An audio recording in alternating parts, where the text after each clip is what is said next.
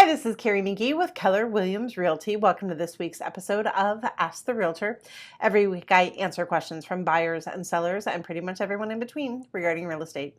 This week's question is, may I go looking at open houses on my own, or do I need to go with my agent? You can absolutely go looking at open houses on your own.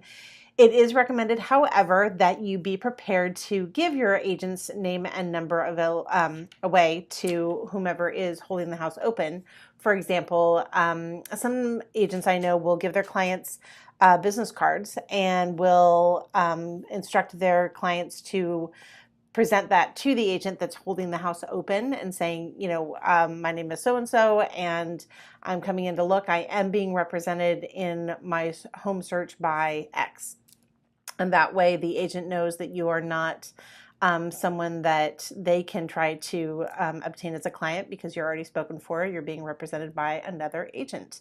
So by all means, though, have fun looking at houses and open houses around you if you care to, and just make sure that you make the agent who is holding the house open aware that you are being represented by someone else.